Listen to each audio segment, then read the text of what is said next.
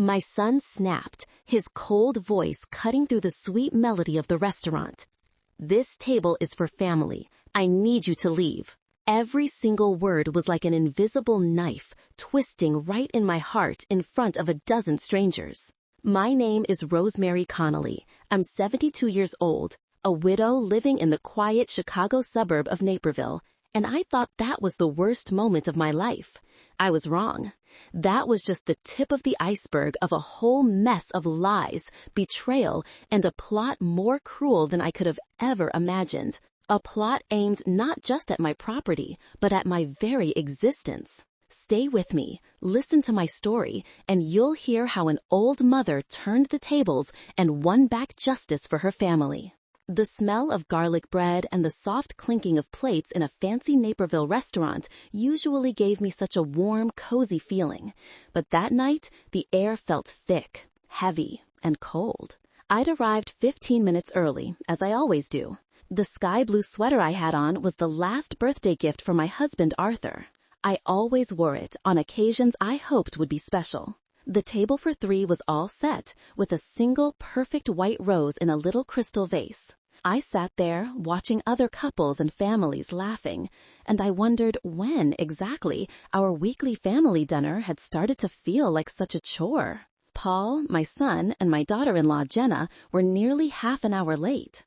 Jenna looked stunning in a wine-colored silk dress, her golden hair swept up just so. She glided past the other tables like a queen, and when she got close, she whispered something in Paul's ear. I saw my son's face tighten, that familiar crease of discomfort appearing between his eyebrows. Paul didn't sit down. He just stood by the table, hands stuffed in his pockets, avoiding my eyes. "Mom," he said, his voice sharp but low, trying not to be overheard. "This table is for family. Jenna and I need some privacy to talk about business. I need you to leave." Every word was like a shard of ice in my heart. For family? And what was I? I had raised him, worked 2 jobs so he could go to a prestigious architecture school, comforted him through nightmares, and celebrated every one of his successes as if it were my own. And now I was no longer part of the family. "But, Paul, you invited me," I stammered, my voice getting lost on its way out. My throat was bone dry. Jenna stepped forward, placing a hand on Paul's arm and shooting a fake, sympathetic smile my way. "Perhaps you remembered incorrectly," she said, her voice sweet as honey but cold as ice. She glanced at the diners at the next table, who were starting to notice. "Next time, perhaps, you should get home and rest." She was putting on a show, playing the part of the dutiful daughter-in-law dealing with an old, forgetful mother-in-law. My blood ran cold. I couldn't argue. Making a scene would only prove her point. I could feel the heat of shame flushing my cheeks. I slowly got to my feet, my 72-year-old legs feeling heavy as lead. I didn't look at Paul, didn't look at Jenna. I just stared straight ahead, walked past all those curious faces, and stepped out of the restaurant. The October night in Chicago hit me, but its chill was nothing compared to the cold spreading through my chest. That night, I didn't sleep. I just sat in the dark, looking out the window, and I knew something had just broken that could never be put back together again. A week later, it was Paul's 35th birthday party.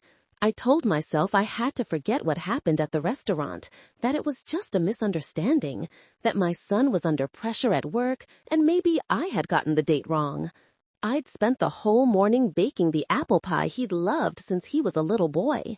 I wore my best dress, tried to smile and fit into the lavish, artificial atmosphere Jenna had created. Their house, which was once my and Arthur's home, was now filled with strangers in designer clothes, hollow laughter, and praise for the perfect hostess, Jenna. I tried to find a quiet corner, getting myself a small plate of food. I just wanted to sit down, to watch my son from a distance. But Jenna always seemed to know how to find me. She came over, a champagne flute in her hand, her smile still bright, but her eyes as sharp as daggers. "Mother Rose," she said, her voice sweet but loud enough for a few people nearby to hear, Are you sure you should be eating that? It's awfully greasy, you know. Not good for your memory. There it was again. My memory. She was systematically planting seeds of doubt. Before I could even answer, she accidentally bumped my arm. The porcelain plate in my hand tipped, then fell, shattering on the marble floor with a deafening crash. The entire room went silent. 100 pairs of eyes turned to me. "Oh my goodness, Mom, you've dropped something again," Jenna cried out, her voice full of fake drama and concern. "Well, go on, clean it up before someone slips. You can still manage that, can't you?"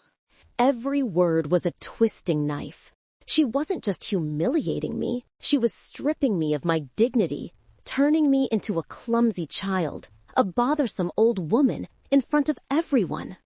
I looked around, searching for Paul. I saw him on the other side of the living room, next to his important business partners.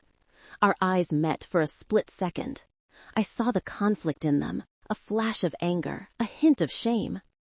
I had hoped, a desperate hope, that he would walk over, help me up, and say, "I'll take care of it, Mom. Are you okay?" But he didn't. He just stood there for a second, then turned away, continuing his conversation as if nothing had happened. And that was it. That was the moment when my son's silence hurt 1,000 times more than my daughter-in-law's cruelty. As I knelt on that cold floor, the ache in my old knees was nothing compared to the ache in my heart. I looked up, straight at Jenna, who was standing there looking so smug. She must have seen something in my eyes then, because her smile faltered just a bit. I didn't say a word. I just quietly cleaned up the mess. The days after the party were filled with a tense silence. Jenna treated me like I was invisible, and Paul avoided me. His distance was worse than any harsh words. He was letting me stay, but my very presence seemed to be a reminder of his own cowardice. I waited, and my chance came on a Tuesday afternoon when Jenna went to her weekly spa appointment. It was a routine she never broke. I walked into Paul's office.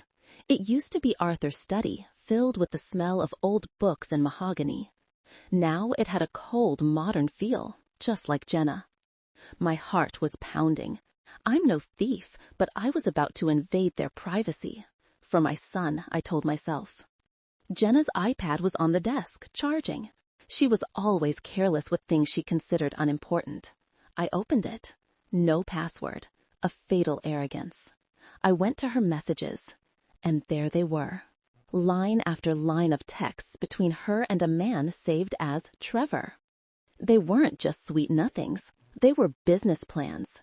They talked about Paul, the fattened calf, about moving money from Paul's project accounts into a shell company, about dealing with the troublesome old woman for good to get full control of the trust fund. I felt sick to my stomach. My hands were shaking so badly I had to put the iPad down. I took a deep breath, pulled out my old phone, and carefully photographed every single screen. Every message, every number, every taunt. But something told me that wasn't the whole story. Jenna's animosity, her control over Paul, it had to come from something deeper than just greed. A mother's intuition, maybe. I looked around the room. My eyes landed on a small safe hidden behind a painting. It was Arthur's safe. Paul had kept it.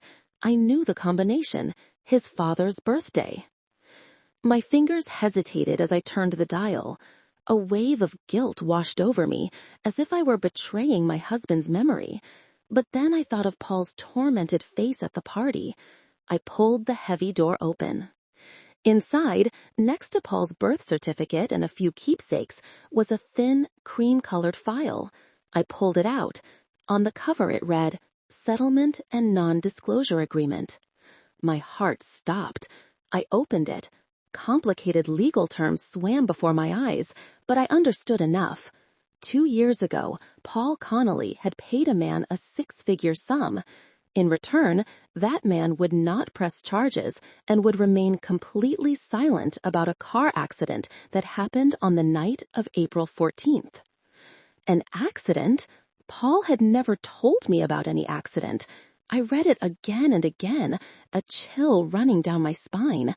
This was it. This was the invisible chain binding my son. This wasn't just a scam. This was perfectly disguised blackmail. And I knew, with a horrifying certainty, that somehow Jenna and this Trevor fellow were connected to this deadly secret. I closed the file, my hands no longer shaking. Now I had a crucial piece of the puzzle, a piece that was far darker and more dangerous than I had ever imagined. I sat there on the floor of Paul's study, the settlement file in my lap like a block of ice. The room was so quiet, I could hear the blood rushing in my ears. An accident, blackmail, a setup. The words just looped in my head, a cruel, endless cycle. I thought I was looking for proof of an affair, of greed, but what I found was 100 times worse. I had found my son's rotting soul, packaged neatly in a cream-colored folder. I drove back to my house in a daze, the dark street a blur.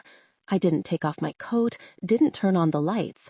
I went straight to the old telephone table in the living room, where the thick phone book still sat like a relic from another time. My hands trembled, so it took me 3 tries to find the F section. Finch, Samuel, Arthur's best friend, the lawyer who handled my husband's will, the man who had put a hand on Paul's shoulder at the funeral and said, "Your father would be so proud of you." It was well past midnight, but I couldn't wait. I dialed the number, my heart hammering against my ribs. After 4 long rings, a sleepy voice answered. "Hello?" "Sam, it's me, Rose Connolly," I whispered, my voice hoarse. "Rose? What is it? It's awfully late," he said, a note of concern in his voice. I took a deep breath, trying to steady myself. "I'm so sorry to call this late, Sam, but I need your help. Something is terribly wrong with Paul." There was silence on the other end.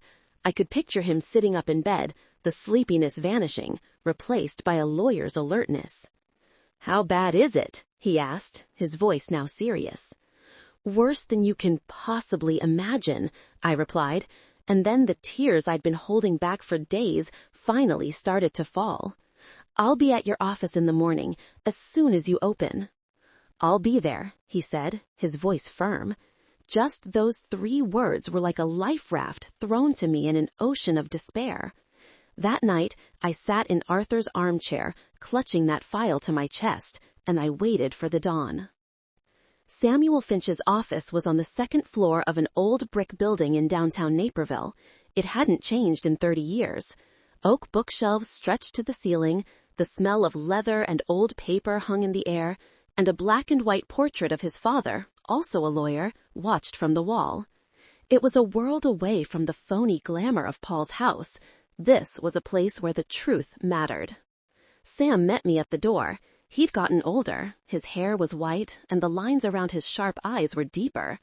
He didn't say much, just led me into his conference room and poured me a cup of hot tea.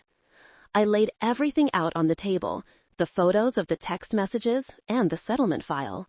I told him everything, from the dinner at the restaurant to the humiliation at the party, my voice flat and emotionless, as if I were telling someone else's story. It was only when I got to Paul's silence that my voice finally broke. Sam listened intently, never interrupting. He examined every photo, read every page of the agreement with care. When I finished, he leaned back in his chair, lacing his fingers together, his gaze distant. "Rose, you did the right thing coming to me," he said slowly. "Leave this with me. I need a few days.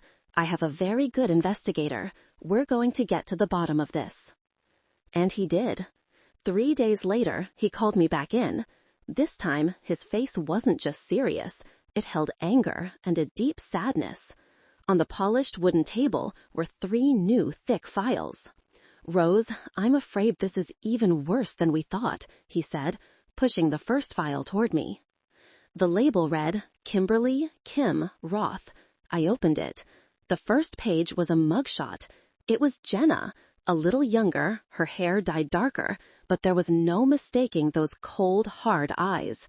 She'd been arrested in Nevada a few years back for fraud, but got off with a slap on the wrist thanks to a good lawyer. Her real name wasn't Jenna. She was a professional con artist. File number 2, Sam said, sliding another one over. Inside was a copy of a marriage certificate. Kimberly Roth and an older man in Arizona. The marriage was still legally active. Your daughter-in-law, on paper, is still another man's wife. Her marriage to Paul is a sham. It has no legal standing. My head was spinning. I gripped the arms of the chair. But Sam wasn't done. And this, he said, his voice dropping, is the worst of it. He opened the last file. Inside was the original police report from the car accident 2 years ago, something his investigator had to pull a lot of strings to get. I scanned it, and then I saw it. Under the section Witnesses Present at Scene, there were 2 names, Kimberly Roth and Trevor Kane. They weren't random passers-by, Rose, Sam explained, his voice filled with contempt. He pointed to a stack of other documents his man had gathered, credit card statements, phone location data. My guy checked. They weren't just at the same bar as Paul that night. They had been following him for 2 weeks. I was stunned. Following him? Why? Because Paul was the perfect target, Sam said, his voice hard. My investigator found out that Trevor Kane used to work for a small financial consulting firm that managed a piece of Paul's architecture firm's portfolio. He knew Paul's net worth, knew about his rapid success, and most importantly, he knew Paul was an only child who had just lost his father and was in a rocky relationship at the time. Paul was a rich, lonely, and vulnerable golden goose. He turned a page. Kim and Trevor planned to get close to him, but they needed leverage, something powerful to control him from the very beginning, not just seduction. That night, they followed him from the bar, watched him drink one too many. They knew he was going to drive home. They didn't stop him. They followed behind, keeping a safe distance, and they waited. Sam's voice was low, laced with disgust.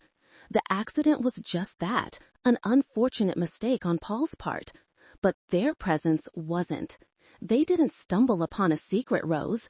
They waited for a mistake to happen. They turned a tragedy into their golden opportunity. They showed up like saviors, the only ones who could help Paul out of a legal mess. And from that very moment, the trap was set. Your son walked right into it, and they've owned his soul ever since. A strangled sob escaped my throat. A trap. They had trapped my son. They had turned his terrible mistake into an invisible life sentence. They weren't just taking his money, they had taken his life. And they weren't done, Sam continued, his tone grave. He turned to another section with financial statements and emails. My PI found sophisticated money trails leading from Paul's company accounts to shell corporations set up in Trevor Kane's name. Hundreds of thousands of dollars have been siphoned off over the past 2 years. They're bleeding him dry. He paused, looking me straight in the eye, and what he said next made my blood run cold. Rose, this is important. They aren't just targeting Paul. They're coming after you. I found an email chain between Kimberly and a psychiatrist in Chicago. They were discussing setting up a mental wellness evaluation for you. They're building a fake case, gathering evidence of your forgetfulness and cognitive decline. Their endgame is to have you declared incompetent, to gain control of the trust and assets Arthur left for you. And Rose, they have an appointment with that doctor for next week. They're about to make their move. The room tilted. Jenna's insults, the jabs about my memory, her making a public spectacle of me. It wasn't just random cruelty. It was a calculated part of a vicious plan. They didn't just want Paul's money. They wanted everything. And they were willing to bury me alive in some nursing home to get it. The threat was no longer a distant shadow. It was on my doorstep, and the clock was ticking. I wasn't just fighting for my son's soul anymore. Now I was fighting for my own freedom and my dignity. I don't remember how I drove home. The world outside the car window was a meaningless blur. When I got back, I walked straight into the room that was Paul's when he was a boy. It was still mostly the same, with the model airplanes he'd built and the faded posters of skyscrapers on the wall. I sat down on the edge of his bed, the same bed where I had sat every night to read him to sleep. And now I understood everything. Paul's harshness, his distance, the way he did whatever Jenna said, the way he turned away when I was being humiliated.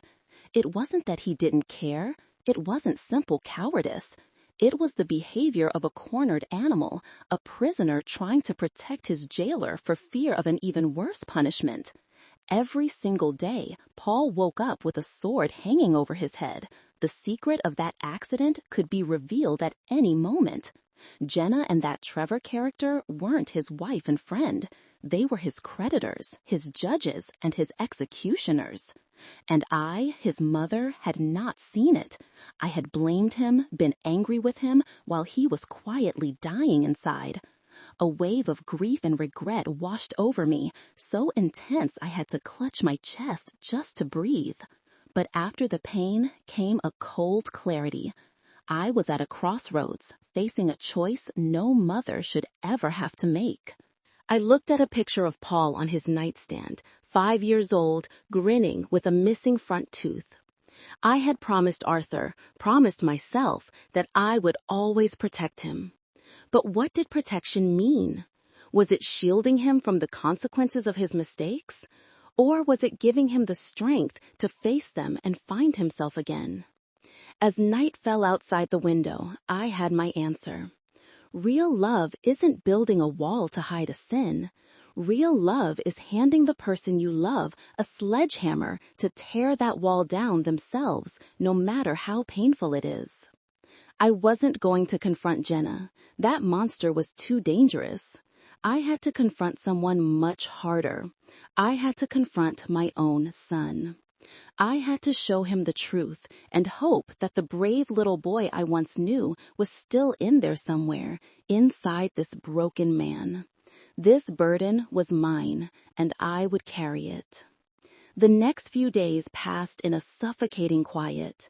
I felt like a ghost in my own story, carrying a secret that weighed a ton. Every time I saw Paul, I no longer saw a successful architect, but a prisoner on death row. The dark circles under his eyes grew deeper. His shoulders seemed to slump under an invisible weight. Jenna, on the other hand, grew more radiant and domineering. She controlled Paul like a puppet, and every sweet word she spoke to me now sounded like the hiss of a snake. I had a plan, a painful but necessary one. I knew I couldn't attack Jenna head-on. She was too cunning. She would turn it all around, use Paul's secret against me, and she might do something even worse. My chance came on a Thursday night. Jenna had a charity fundraiser, one of those social events she used to polish her image. She left early, looking magnificent in an expensive evening gown, leaving Paul alone in his home office, buried in blueprints. I knew he'd be working late. I drove to his architecture firm. The modern glass and steel building was silent in the dark. I used the spare key he had given me. I let myself in, the click of my heels echoing on the polished concrete floor. Paul was in his office, his back to the door. The huge room was lit only by his desk lamp and the dim blue glow of his computer monitor. He didn't hear me come in. He was just sitting there, perfectly still, not drawing, not working, just staring into space. The look of utter loneliness and despair that surrounded him filled the room and made my chest ache. I stood there for a long moment, gathering all my courage. Then I spoke softly. "Paul?" He jumped, spinning around. His face was gaunt in the lamplight. "Mom, what are you doing here?" His voice was annoyed, but underneath it was a deep, endless exhaustion. "I need to talk to you," I said, my voice surprisingly calm. I walked over and placed Arthur's old leather briefcase on his giant glass desk. About everything. Paul looked at me, then at his father's old briefcase, his eyes full of suspicion. He shot up from his chair, pacing the room like a caged animal. "I don't have time for this, Mom. I'm busy. You should go home." "No, you're not busy," I said, my voice steady but firm, my eyes never leaving his. "You're running." "Running? What nonsense are you talking about?" he snapped, with an edge to his voice I rarely heard. "Look at yourself. Ever since the party, you've been acting strange. Maybe Jenna's right. Maybe you should see a doctor." "Don't." I cut him off, my voice sharp. "Don't you dare use her words against me. Sit down, Paul, just for 5 minutes." He hesitated, the war inside him visible on his face. Finally, he slumped back into his chair, crossing his arms in front of his chest, a defensive wall. I opened the briefcase. I didn't yell. I didn't cry. I simply placed each file on the desk in the pool of light from the lamp, like a surgeon laying out her instruments. First, file number 1, the screenshots of the texts between Jenna and Trevor. I pushed them toward him. Paul glanced at them, then pushed them away. "It's just some stupid messages. Trevor's her best friend. They're just joking around. You're invading our privacy, Mom." His voice was cold, but I saw his fingers tapping an uncontrolled rhythm on the desk. He was lying. He knew. "All right," I said, and put down file number 2, the marriage certificate of Kimberly Roth from Arizona, the records of her prior fraud charges, and, on top, the mugshot of the woman he called his wife. This time, his casual act vanished. He grabbed the photo, his eyes narrowing. The mask on his face cracked, revealing pure, stunned disbelief. What is this? Is this some kind of joke? Where did you get this?" "Who is she, Paul?" I asked softly. "Do you really know who you married? Her name isn't even Jenna." He didn't answer. He just stared down at the papers. And then, like a cornered animal, he lashed out. "Enough!" he roared, slamming his hand on the desk, making everything jump. "Stop it! What are you trying to do? Ruin my life? You never liked Jenna, I know it. You've always tried to drive us apart. What is this? Did you fake these documents?" He stood up, breathing heavily, his red-rimmed eyes accusing me. "Jenna loves me. She was there for me when I needed her most. Where were you? You don't understand anything." I let his anger wash over me. I didn't flinch. I knew this was fear talking, not hate. When he fell silent, leaving only the sound of his ragged breathing, I pulled out my final, most painful weapon. File number 3, the original accident report. I didn't push it toward him. I just flipped open the first page, where 2 names were circled in red, clear as day. "I don't understand, Paul." My voice started to tremble, not from fear, but from the pain I felt for him.